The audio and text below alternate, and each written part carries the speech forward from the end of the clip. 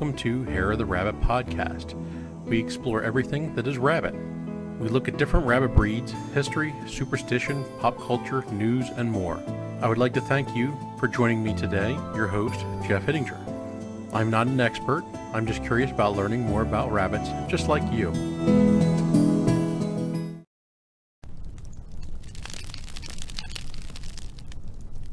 Was a story without a campfire in the background? A folktale is a story originated in popular culture, typically passed on by word of mouth.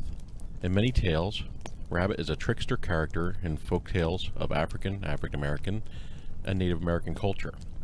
Rabbit is the consummate trickster who typically matches wits with a character whom he tries to best.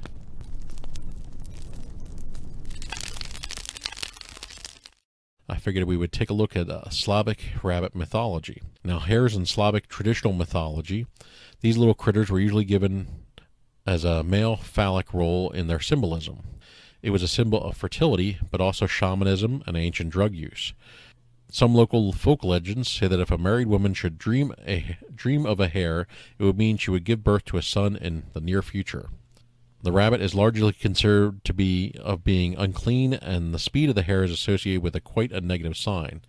If a hare runs along the man's house, he should expect a fire. Now, a Slavic legend of immortality, Koschei the Deathless. Now, we're going to cover this tale because there is a rabbit involved, although minorly. A figure from Slavic folklore, Koschei the Deathless was known for his characteristics of his inability to die. If you would live in Russia, you would have known of Koschei the Immortal, the most horrific character from East Slavic fairy tales. His name, Koschei, originates from the Slavic word for bone, and it indicates that Koschei is bony or skinny in his form. Myths of Koschei are mostly found in East Slavic lands, and scholars there see him as an interpretive of a Slavic god of death, or a frost sorcerer that has the ability to bring death and frost to anyone who opposes him. What is most interesting about this figure, however, is that his immortality is not foolproof. It is said that when Koschei cast the magic spell to protect and defend himself, he accidentally left room for error. And this is where a rabbit is involved, and we'll get to that briefly. Though there are a few records about his physical appearance, in legend Koschei is mostly described as ugly, and he enjoyed riding naked upon his enchanted horse through the mountains of Russia. That sounds like a meme of Putin. He was also known as a shapeshifter, sometimes seen as either a monster or a human, but he preferred to kidnap his female victims in the form of a whirlwind tornado. In the modern approach on the subject, some scholars don't see him just as a villain, but as a force of nature. In other words, not necessarily that he is evil. Still, in various Russian mythologies, Koschei is seen as a powerful frost sorcerer with a cunning mind and not such good intentions.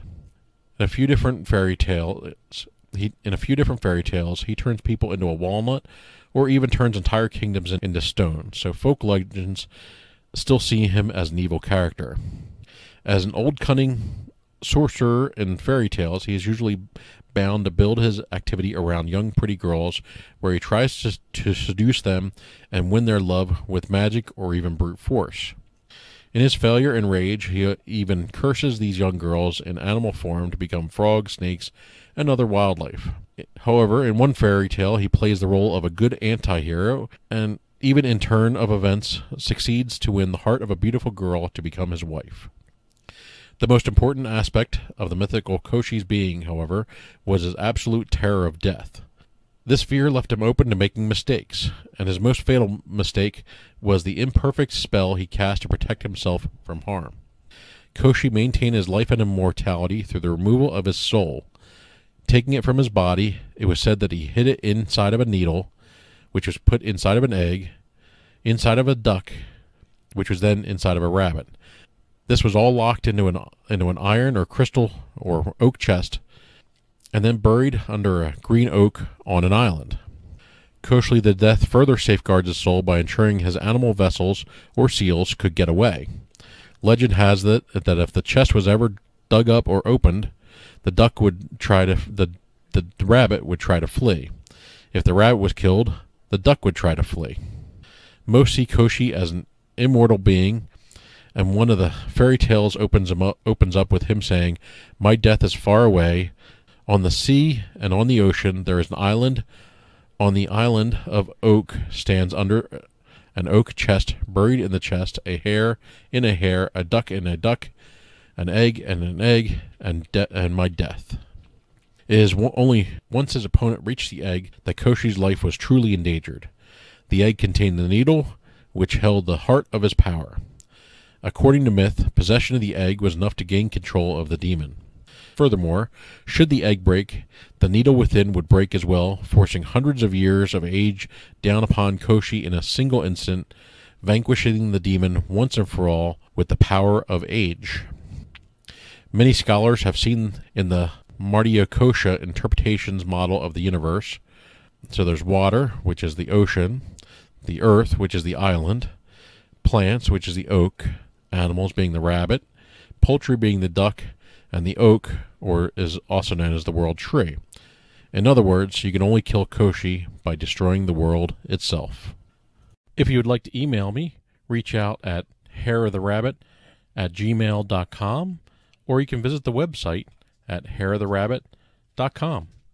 If you would like to support the podcast and keep the lights on, you can support us whenever you use Amazon through the link at the website on the Support the Podcast page.